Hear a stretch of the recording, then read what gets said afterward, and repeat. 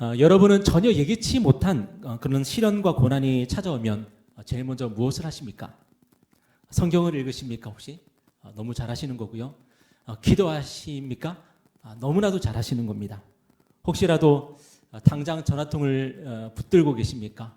물론 그것도 잘하는 겁니다. 혹시 당장 SNS에 글을 올리십니까? 그것도 나름대로 또 시련과 고난을 이기는 또 방법이 될 수 있을 것 같습니다. 그런데 오늘 본문을 보면은 이 왕의 신하라고 하는 사람이 나오는데, 이 왕의 신하는 그의 인생 가운데 예기치 않은 극심한 시련, 그 고난이 찾아왔을 때 무엇을 했는가 하면은 바로 예수님을 찾아왔습니다.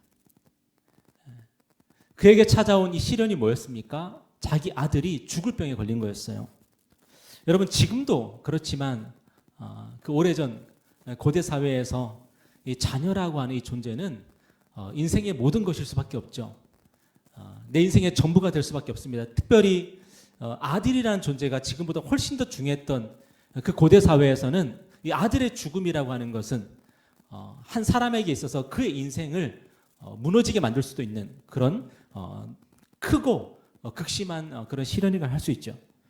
그런데 이 왕의 신하가 자신에게 찾아온 그 예기치 않은, 반갑지 않은 그 손님이 찾아왔을 때에, 그때 이 왕의 신하가 어떻게 했냐면은 예수님을 만나기 위해서 가버나움에서 가나라고 하는 그 동네까지 무려 34km나 되는 그 거리입니다. 걸으면은 한나절은 열심히 걸어야 되고, 말을 타면 한 반나절 정도는 열심히 가야 되는 그 거리였는데, 그 거리를 지나서 우리 예수님을 찾아옵니다. 제가 이 가나에 왜 이 신하가, 왕의 신하가 이 가나로 왔을까 생각을 해봤는데, 예수님께서 첫 번째 표적을 가나에서 행하셨잖아요, 그죠? 아마 그 소문을 들었던 것 같아요. 그리고 예수님이 아마 거기 계시지 않겠나 하면서 수소문 끝에 아마 거기로 찾아오지 않았나, 이제 그런 생각을 해봅니다. 여러분, 우리가 성경에서 오늘 왕의 신하를 우리가 만나게 되는데, 이 왕의 신하는 여러분 어떤 사람이었을 것 같습니까? 당시 헤롯 왕은 헤롯 안티파스라고 하는 그 왕이었는데, 이 헤롯 대왕, 예수님이 태어날 당시에 이 왕이었던 헤롯 대왕의 아들이었어요. 근데 헤롯 대왕처럼 지금 이 헤롯 왕도요, 굉장히 악하고 잔인한 왕이었습니다. 하나님의 선지자였던 모든 이스라엘 백성들이 추앙했던 세례 요한을 그냥 참수시켜 버렸고, 예수님도 그를 뭐라고 불렀냐면 여우라고 불렀습니다. 그러니까 예수님이 누구에 대해서 그렇게 안 좋은 말 하시는 경우가 별로 없는데, 그 헤롯에 대해서는 여우라고 할 정도로, 그 정도로 헤롯은 악하고 잔인한 왕이었어요. 여러분, 그런 왕의 신하라면은 어떤 사람이었겠습니까? 비교적 선한 사람이었을까요? 아니면은 악한 사람이었을까요? 아마도 저는 악한 사람이 아니었을까? 되게 냉철한 사람이 아니었을까? 그리고 왕에게 충성하기 위해서 아랫사람을 짓밟는 그런 종류의 사람이 아니었을까? 저는 그렇게 생각을 해봅니다. 그리고 종교적인 기준에서는 어떤 사람이었을까요? 당시에 이 왕을 비롯해서 이 왕가에 속한 사람들은 대부분 세속적인 사람들이었어요. 이 세속적이라는 건 뭐냐면은 유대교하고는 좀 거리가 있는 사람, 종교하고는 거리가 있는 사람, 그런 사람들이었어요. 그래서 정치적인 입장이 어떤 것이었냐면은 로마 제국주의를 지지하는 사람들이었어요. 로마의 편을 드는 사람, 그리고 로마의 기생에서 부귀영화를 누렸던 사람들이 바로 당시의 왕이었고, 그리고 왕에게 속했던 그런 신하들의 그런 모습이었어요. 여러분, 그런데 오늘 본문에서 우리는 놀라운 사실을 발견하는데, 그게 뭐냐면 그런 왕의 신하가 너무나도 세속적이고, 너무나도 로마와 가깝고, 너무나도 아마 도덕적으로나 또 인격적으로나 성격적으로 사람들에게 결코 호감을 주지 못했을 그 사람이, 그 왕의 신하가 예수님을 간절히 찾고 있었다는 거예요. 예수님을 간절히 만나기를 원했다는 거예요. 여러분, 그게 어떻게 가능했습니까? 이 왕의 신하의 아들이요, 죽을 병에 걸렸기 때문에 그런 변화가 일어난 거죠. 여러분, 그렇다면 이 왕의 신하 입장에서 자기 아들이 죽을 병에 걸린 것은 좋은 일입니까? 나쁜 일입니까? 물론 겉으로 보면은 굉장히 불행한 일입니다. 저와 여러분에게는 그런 일이 찾아오지 않기를 바라는 그런 일입니다. 그런데 사실은 오늘 본문을 보면요, 바로 그 일은 이 왕의 신하에게 있어서, 그리고 그의 아들에게 있어서, 그리고 그의 온 집안에게 있어서 너무나도 복된 일이었어요. 왜냐하면 그는 그 일이 아니었다면 평생 예수님 찾아갈 일이 없었을 사람이기 때문이에요. 그런 그가 아들의 죽을 병 때문에 예수님을 만났고 그분을 깊이 경험했고 그리고 요한복음이 증거하는 예수님의 두 번째 표적을 가장 가까이에서 직접적으로 경험했던 그런 사람이 되었기 때문입니다. 여러분, 그래서 우리가 오늘 본문의 말씀을 이제 생각할 때에 우리가 좀 깨달을 수 있는 게 뭐냐면 고난이 다 나쁜 건 아니구나. 하나님께서 이 고난을 통해서 우리를 하나님께로 이끄실 수가 있겠구나 하는 그런 기대를 우리가 가질 수가 있어요. 여러분, 어쩌면 우리는 이렇게 생각할 수 있습니다. 왜 하나님은 우리를 하나님께로 이끄시는 그 일에 이런 고난을 사용하셔야 됩니까? 안 하면 안 됩니까? 그냥 좋은 말로 우리에게 하시면 되지 않습니까? 그럼 우리가 하나님께 알아서 갈 텐데요. 여러분, 정말 그럴까요? 하나님이 우리를 축복하시면 여러분 하나님께로 갑니까? 여러분의 삶 가운데 좋은 일이 막 반복적으로 일어난다고 칩시다. 그러면 여러분은 하나님을 찾습니까? 하나님께 영광을 돌립니까? 물론 제가 보니까 형식적으로는 하나님께 영광을 돌리기도 합니다. 그런데 한번 그렇게 하고 했으니까 하나님 저 이거 했습니다.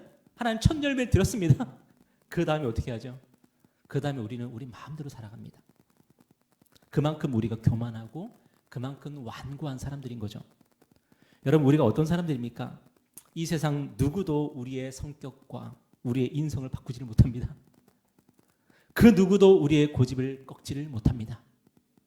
아까 우리 김창욱 교수님이 잔소리에 대한 얘기를 했는데 여러분, 잔소리가 틀린 말이래요? 옳은 말이래요? 옳은 말이래요. 잔소리는 옳은 말이래요. 그런데 우리는 그 옳은 말을 들으면서 우리는 그것을 싫어하죠. 왜 그렇습니까? 우리가 그만큼 완악한 사람들이고 교만한 사람들이니까요. 그래서 옳은 소리를 들으면은 그 옳으니까 내가 틀렸으니까 내가 옳은 대로 내가 바꿔야 되겠다가 아니라 이 잔소리야라고 우리는 생각할 수밖에 없는 그런 존재인 거죠. 그런 우리가 눈에 보이지 않는 하나님, 그 하나님께 우리가 순순히 갈까요? 우리가 하나님께 순순히 나아가서 그렇게 하나님께 우리의 인생을 맡기고 우리가 하나님을 의지하면서 그렇게 살아갈까요? C.S. 루이스가 고통의 문제라는 책에서 이런 유명한 말을 남겼죠. 고통은 귀먹은 세상을 불러 깨우는 하나님의 메가폰입니다. 우리가 하루를 살면서 가장 집중해야 될 대상이 누구죠? 우리가 하나님을 믿는다면 하나님이죠. 여러분이 하나님이 천지를 창조하시고 나를 지으신 하나님인 것을 믿는다면 우리는 오늘 하루를 살아가면서 하나님께 가장 집중하며 살아야지 맞는 거죠. 그게 우리가 가장 귀를 기울여야 될 대상이 누굽니까? 우리 하나님이죠. 우리가 하나님의 백성이라면, 우리가 하나님의 피조물이라면 우리는 오늘도 하나님께 관심을 가지고 하나님께 귀를 기울이면서 하나님이 기뻐하시는 일을 하면서 우리가 살아야지 당연한 거죠. 그거는. 그런데 우리의 관심사는 어디에 있죠? 우리는 매일매일 무엇에 관심을 가지고 살아가고 있습니까? 우리의 제일 중요한 관심사는 바로 우리 자신 아닙니까? 제가 고등학교 시절에 학생신앙운동이라고 하는 일명 SFC라고 하는 그 단체에서 잠깐 활동을 했었는데요. 거기서 늘 외쳤던 구호가 있었습니다. 그게 뭐냐면 하나님 중심, 성경 중심, 교회 중심. 저는 신앙생활을 하면 할수록 참 이 말이 맞다 하는 그런 생각을 하게 되는데요. 왜냐하면 우리는 가만히 내버려 두면은 언제나 뭐 중심으로 삽니까? 나 중심, 돈 중심, 가족이나 회사 중심. 우리는 늘 그렇게 살아요. 하나님이 나를 지으신 분이라고 입으로 말은 하는데 그런데 우리의 삶은 나 중심, 돈 중심, 가족 중심, 회사 중심 하나님하고는 전혀 상관이 없는 그런 삶을 우리는 중심으로 그렇게 살아가더라고요. 그런데 우리가 하나님을 만나고 또 그분의 은혜와 사랑을 경험하고 우리가 진짜 회개하고 나면은 그때 우리의 삶이 어떻게 바뀝니까? 성령님께서 역사하셔서 우리는 우리의 본능을 거슬러서 하나님 중심, 성경 중심, 교회 중심 그렇게 살게 돼요. 우리가 하나님을 깊이 만나고 우리가 회개하게 되면은 우리의 삶 가운데 그런 이상한 일이 일어나요. 그런데 문제는 뭐냐면 웬만해서는 우리가 회개하지 않는다는 거죠. 그래서 하나님은 오늘 본문의 왕의 신하처럼 우리에게도 고난을 허락하시고 그 고난을 통해서 하나님의 말씀을 들으라고 하시는 겁니다. 그 고난을 통해서 우리를 일깨우시는 겁니다. 그래서 고난과 고통을 통해서 오늘 저와 여러분이 해야 될 일이 뭐냐? 고난 속에서 고통 속에서 그것의 의미를 묵상하는 것. 여러분 우리가 매일매일 우리가 해야 될 일 중에 하나죠. 그리고 하나님께서 우리에게 원하시는 것이 무엇인지 깨닫는 것. 여러분 그런 은혜가 저와 여러분에게 있었으면 좋겠습니다. 여러분 왕의 신하가 예수님을 찾아왔습니다. 이제 주님께서 왕의 신하의 아들의 병을 이제 고쳐주시겠죠, 그죠? 그런데 그 전에 우리 주님께서 참 특별한 얘기를 하셔서 여러분 왕의 신하가 찾아왔으면 그 다음에 왕의 신하를 고치면 되잖아요. 그게 스토리잖아요. 그런데 오늘 48절 한번 보세요. 여러분 48절 한번 다 같이 읽겠습니다. 48절 시작. 예수께서 이르시되 너희는 표적과 기사를 보지 못하면 도무지 믿지 아니하리라. 왕의 신하가 자기 아들이 죽을 병 걸렸으니까 그 병 고치겠다고 예수님을 찾아왔는데 우리 주님이 왕의 신하에게 그 다음에 무슨 얘기를 하셔야 되잖아요. 근데 우리 주님이 왕의 신하에게 얘기를 하시는 것이 아니라 사람들에게 뭐라고 얘기하고 계세요? 너희들은 표적과 기사를 보지 못하면 도무지 믿지 않을 거라고 그런 말씀을 하세요 지금. 여러분 그렇다면은 지금 이 사람들, 당시 갈릴리 사람들, 그들의 신앙이 어떠했기 때문에 예수님께서 이런 말씀하신 겁니까? 그들이 표적과 기사를 보지 않으면 안 되는 사람들, 다시 말해서 그들이 체험 중심, 경험 중심 그런 신앙생활을 하던 사람이었다는 거예요. 여러분 그들은 체험이 있어야지, 경험이 있어야지 믿었다는 겁니다. 여러분 체험 중심, 경험 중심 그렇게 신앙생활 하는 사람의 특징이 뭐예요? 금방 타오릅니다. 그리고 금방 꺼져버립니다. 혹시 여러분의 이야기입니까? 혹시 저의 이야기입니까? 여러분 출애굽기를 보면은 애굽왕 파라오가 그랬지 않습니까? 하나님께서 모세를 통해서 막 이적을 베푸십니다. 기사를 베푸십니다. 막 재앙을 내리십니다. 그러면은 이 모세가 어떻게 해요? 마음이 녹아지고 하나님이 두려워져서 막 항복하는 것 같습니다. 회개하는 것 같습니다. 그런데 이제 그 재앙이 물러가면 어떻게 됩니까? 곧바로 마음이 딱딱해집니다. 굳어집니다. 성경에서는 그걸 뭐라고 합니까? 강팍해졌다 그러죠. 그래서 언제 그랬냐는 듯이 하나님과 모세를 또 대적합니다. 여러분 이게 계속 반복되는 이야기 아닙니까? 출애굽기를 보면은. 여러분 그런데 그거는 파라오만 그랬던 게 아니에요. 이스라엘 백성도 마찬가지였어요. 광야에서 하나님이 온갖 이적과 기사로 이스라엘 백성을 보호해 주시고 인도해 주셨습니다. 이스라엘 백성은 하나님의 특별한 보호를 경험했고 하나님의 인도하심을 경험했습니다. 그들은 하나님께 영광을 돌렸죠. 하나님을 찬송했죠. 그런데 문제는 뭐냐면 그게 오래 안 가더라는 거예요. 그들은 또 다른 문제를 만나고 또 다른 고난을 만나면 언제 그랬냐는 듯이 하나님과 모세를 또 원망합니다. 한 번은 이스라엘 백성이 먹을 것이 없어서 하나님과 모세를 원망했어요. 그래서 하나님께서 이스라엘 백성에게 만나를 내려주십니다. 그 만나가 이제 40년 동안 내리는 거죠. 하나님께서 이스라엘 백성에게 만나를 내려주셨는데 그래서 이스라엘 백성들은 아침마다 하나님께서 내려주시는 그 만나를 거둬서 그들이 먹을 양식으로 이제 삼아야 됐어요. 여러분 그런데 하나님께서 이런 놀라운 표적을 보여주셨습니다. 그러면은 이제부터 이스라엘 백성이 하나님께 순종했을까요? 와 하나님은 우리가 믿어야 될 뿐이구나. 우리가 순종해야 될 뿐이구나. 그들이 하나님의 말씀대로 살았을까요? 아닙니다. 하나님께서 모세를 통해서 이스라엘 백성에게 뭐라고 그러셨냐면은 만나가 내리면은 매일 하루치만 거둬라. 이틀치 사흘치 거둘 필요 없다. 그거 다 썩어버릴 거야. 하루치만 거둬라. 그랬는데 이스라엘 백성이 어떻게 해요? 만나를 거두러 나가더니 막 이틀치, 사흘치, 일주일치를 막 걷어서 오는 거예요. 왜 그랬을까요? 내일은 만나 안 내릴까 봐.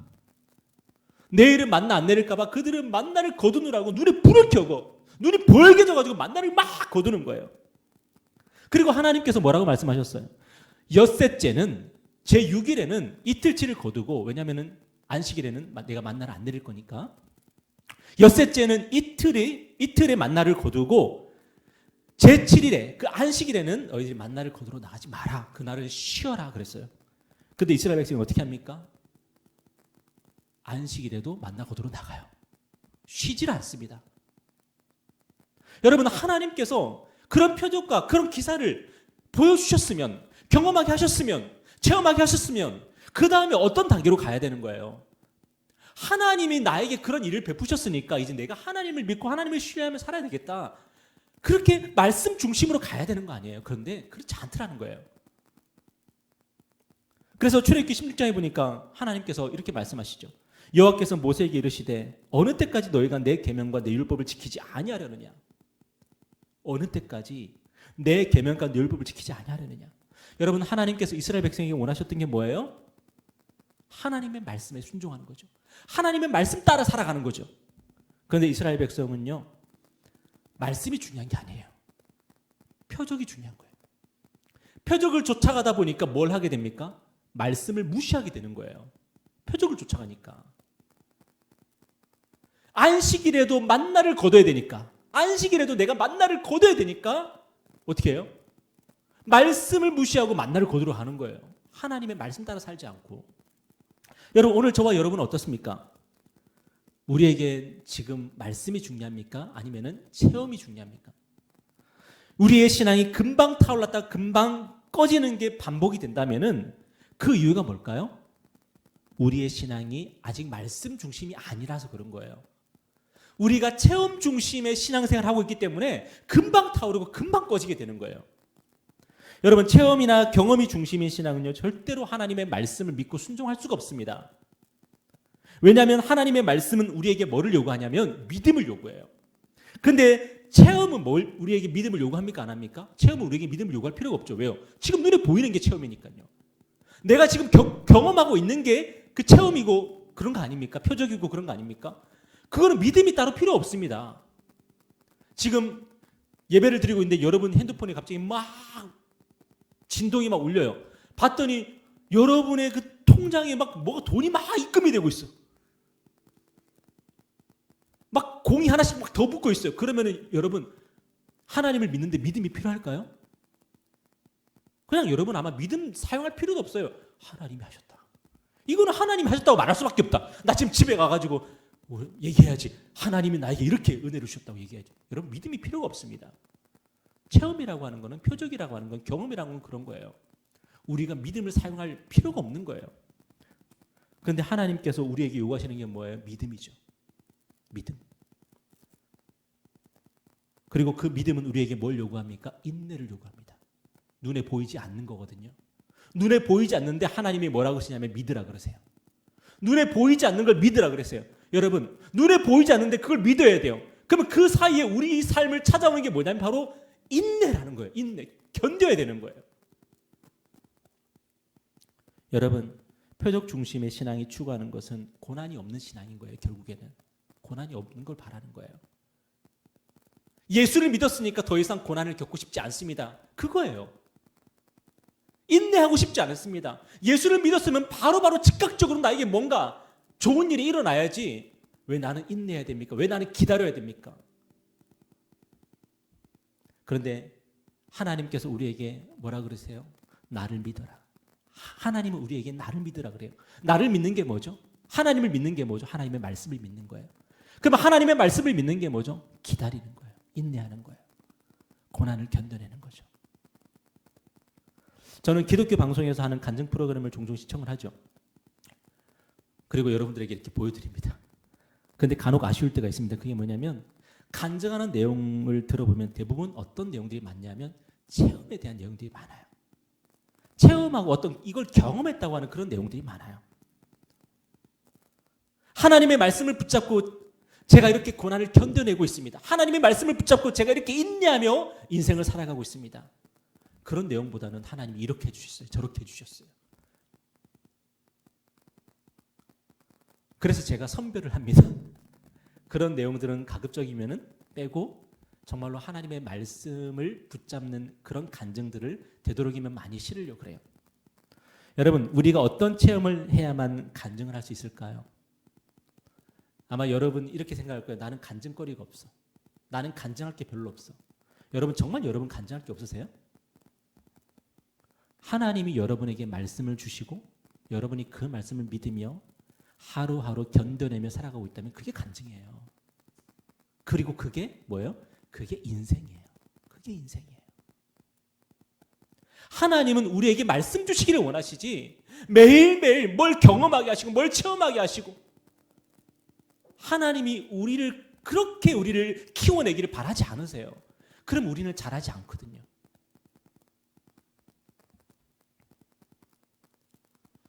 저는 부모입니다. 부모로서 저는 저와 저의 자녀가 어떤 관계를 맺기를 바라냐면 제가 용돈을 줄 때만 아이들이 반응하고 나를 좋아하고 그러기를 바라지 않습니다. 그 이상한 거 아니에요. 근데 제가 때로는 제 생각이 있기 때문에 그 원하는 걸 사주지 않아요. 제가 생각하는 게 있어서 용돈을 주지 않아요. 그리고 제가 나는 이렇게 해서 너에게 이걸 사주지 않을 거고 나는 이걸 용돈을 줄 수 없다라고 말할 때 그 말이 아이에게 설득이 되기를 바라고 그 말에 권위가 있기를 바라요. 하나님, 내가 이거 원하는데 왜 안 주시냐고 하면서 막 들어눕고 하나님 주실 때까지 저는 안 일어날 거예요. 들어눕고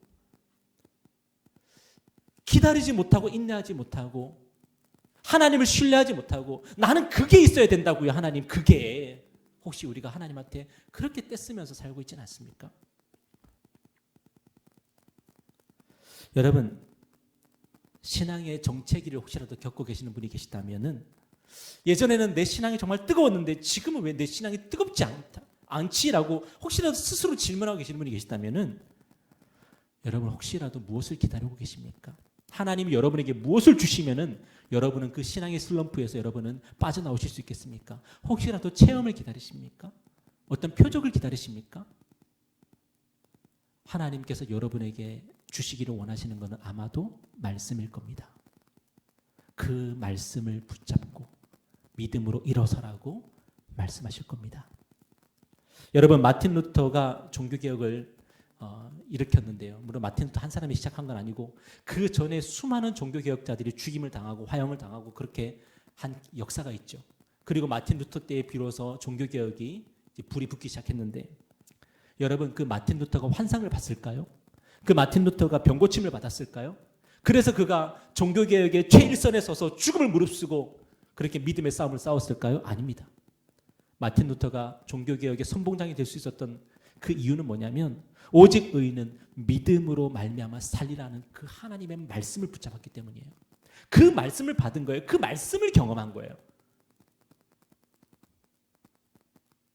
여러분, 만약에 마틴 루터가 병고침을 받았기 때문에 종교개혁을 시작했다면, 만약에 마틴 루터가 그 삶 가운데 어떤 표적이 있었기 때문에, 체험이 있었기 때문에 종교개혁을 시작했다면 종교개혁의 불길은 쉽게 타올랐겠지만 쉽게 꺼졌을 거예요.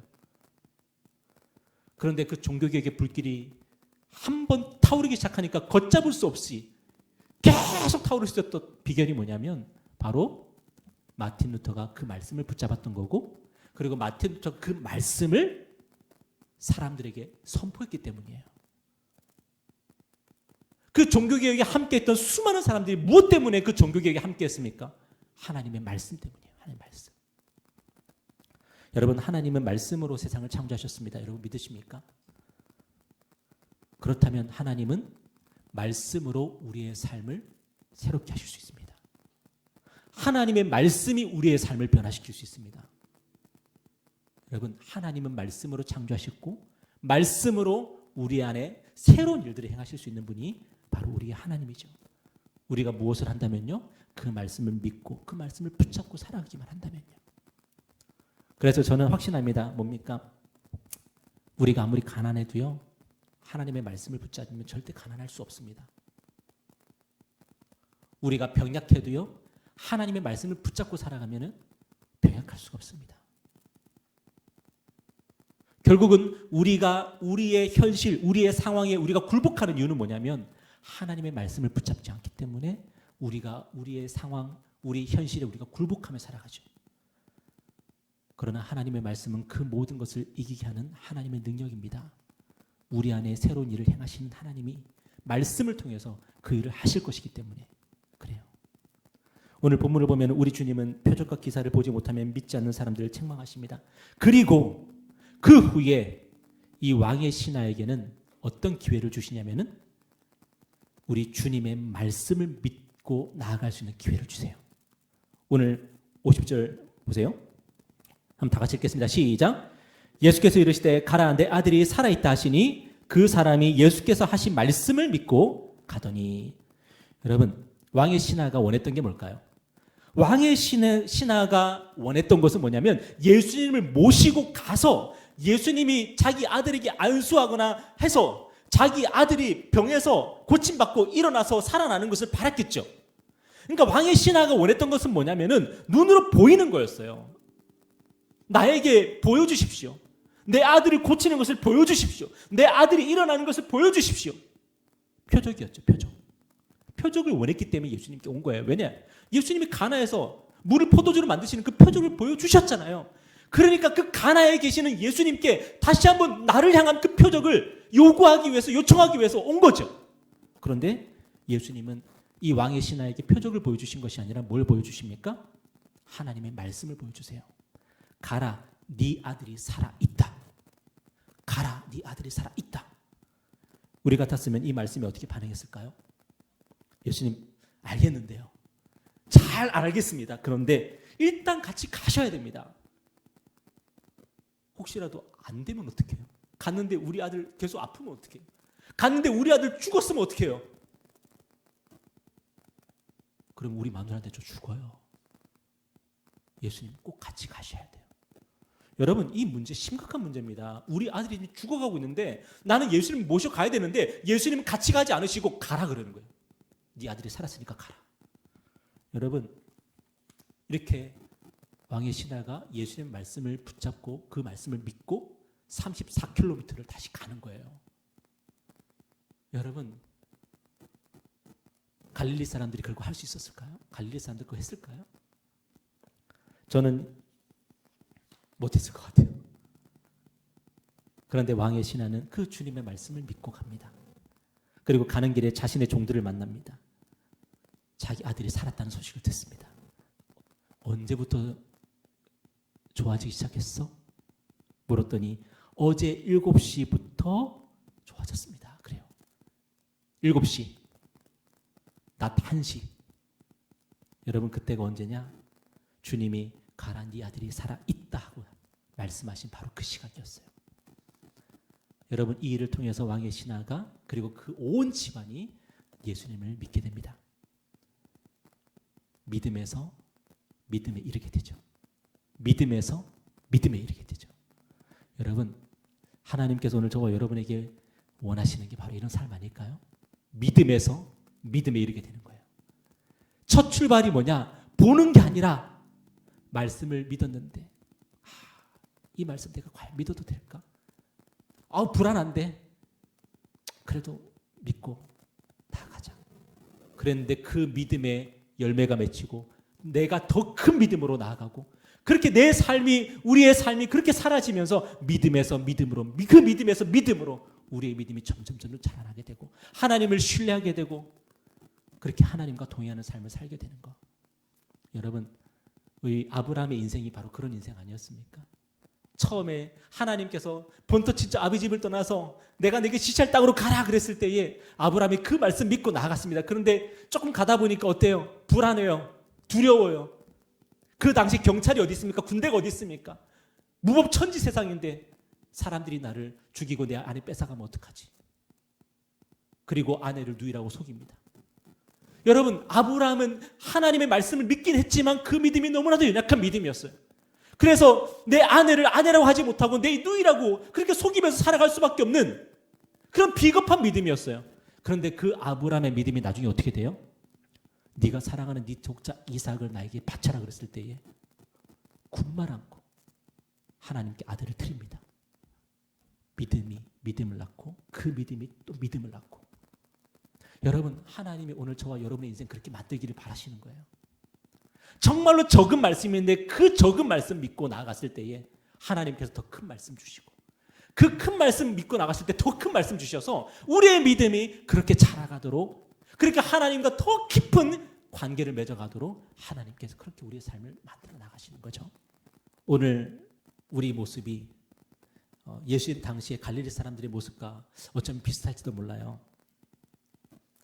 여러분, 갈릴리 사람들이 예수님이 왔을 때에 그들은 예수님을 환영하고 예수님을 영접하고 그랬습니다. 그런데 예수님이 하나도 안 좋았어요. 왜냐하면 그들은 나를 원하는 것이 아니라 나의 표적을 원하는 걸 알았기 때문이에요. 여러분, 예수님을 원하십니까? 아니면 예수님의 표적을 원하십니까? 저는 이 개척교회 사역을 하면서 저에게도 자주 물어봅니다. 나는 교회 부흥을 원하는가? 아니면 나는 예수님을 원하는가? 이 질문을 자주 던져봅니다. 무엇이 우리의 신앙을 업앤다운 하게 만듭니까? 그것이 표적입니까? 말씀입니까? 우리의 삶에 아무런 일이 일어나지 않는 것이 문제입니까? 아니면 하나님께서 우리에게 말씀을 주시지 않는 것이 문제입니까? 오늘 우리 삶을 좌우하는 것이 뭐죠? 만나입니까? 말씀입니까? 여러분 특별히 복음은 우리에게 이렇게 말씀합니다. 우리 로마서 1장 17절 우리 함께 한번 읽어볼까요? 자, 시작. 복음에는 하나님의 의가 나타나서 믿음으로 믿음에 이르게 하나니 기록된 바 오직 의인은 믿음으로 말미암아 살리람과 같으니라. 우리 아까 말씀드렸던 마틴 루터가 붙들었던 말씀이에요. 여러분 오늘 우리는 어떻게 구원을 받죠? 복음은 우리가 오직 믿음으로 구원을 받는다고 말씀해요. 여러분 오직 믿음과 반대되는 게 뭘까요? 우리 눈에 보이는 겁니다. 이 세상의 모든 종교는 우리 눈에 보이는 그것으로 우리가 구원받는다고 말합니다. 우리의 변화된 성품, 변화된 인격, 우리의 공로, 네가 얼마나 헌금했냐, 네가 얼마나 주일 예배를 안 빠졌냐, 네가 얼마나 선행을 했냐, 그 눈에 보이는 것이 너의 구원을 결정하는 거다. 이 세상 모든 종교가 하는 얘기죠. 그런데 복음은 우리에게 뭐라고 말씀합니까? 오직 믿음으로 구원받는다 그래요. 눈에 보이지 않습니다. 우리가 가지고 있지 않습니다. 그런데 우리가 믿는 거예요. 누구를? 예수를. 우리는 예수를 믿음으로써 우리는 구원을 받습니다. 우리 주님이 제자들에게 뭐라고 말씀하셨습니까? 떡을 떼어 주시면서, 오늘 사실 성찬을 하면서 이 말씀을 나눠야 되는데, 떡을 떼어 주시면서 이것은 너희를 위한 내 몸이다 라고 말씀하시면서 이것을 먹으라 그래요. 포도주를 부어 주시면서 이것은 너희를 위해 흘리는 내 피다, 마셔라 그러세요. 여러분 누가 구원을 받아요? 주님의 말씀을 믿으면서 떡을 먹고 포도주를 마시는 사람이 구원을 받는 거예요. 주님이 나를 위해서 자기 몸을 내어주셨다고 하셨으니까 내가 그거 믿어야지. 주님이 나를 위해서 피를 흘려주셨다고 말씀하셨으니까 내가 그 말씀 믿어야지. 그가 구원을 받는다는 거예요. 여러분 지금 저와 여러분은 구원받을 만한 사람이 아닙니다. 혹시 보이십니까? 여러분 서로를 보면서 야 쟤는 천국 가겠다. 보이십니까? 우리는 서로를 보면서 저 사람이 어떻게 천국 가지? 오히려 그런 마음 아니에요? 여러분 교회를 한번 생각해 보세요. 얼마나 이상한 사람이 많아요 교회 안에. 세상 사람들이 한국 교회를 막 욕하고 이해가 되지 않아요? 이해가 됩니다. 그런데 그 세상 사람들이 교회를 욕하면서 하는 이유가 뭐예요? 그들은 눈에 보이는 것으로 판단하기 때문이죠. 그런데 우리는요 서로를 향해서 눈에 보이는 것을 판단하지 않습니다. 저 사람은 저렇게 성격이 나쁘고, 저 사람은 저렇게 말을 싸가지 없게 하고, 저 사람은 저렇게 행실이 나쁘고, 우리는 눈에 보이는 것을 가지고 판단하지 않습니다. 우리가 판단하는 건 뭐냐면은 그 사람이 주님의 그 말씀, 내 몸을 먹고 내 피를 마시는 자는 구원을 받는다고 하시는 그 말씀을 그가 믿는다. 그가 믿는다면 그 사람은 구원을 받겠구나. 여러분 우리는 오직 믿음으로 구원을 받습니다. 저는 오늘 말씀을 준비하면서 우리 주님이 우리에게 이렇게 말씀하시지 않을까 생각을 해봤습니다. 내가 너를 위해 하나님께 순종했고 너의 죄 때문에 십자가에서 하나님의 진노와 형벌을 받았고 너에게 영원한 생명을 주려고 죽음에서 부활했으니 너는 부끄러워하지 말고 어깨 활짝 펴고 하나님의 나라에 들어가라. 여러분 이 복음 앞에서 우리가 어떻게 반응해야 될까요? 왕의 신하처럼 주님의 말씀을 믿고 주님이 어깨 펴고 하나님의 나라에 들어가라고 하셨으니까 들어가야지. 그 말씀 믿고 하나님의 나라에 들어가는 저와 여러분의 길을 주님의 이름으로 축복합니다.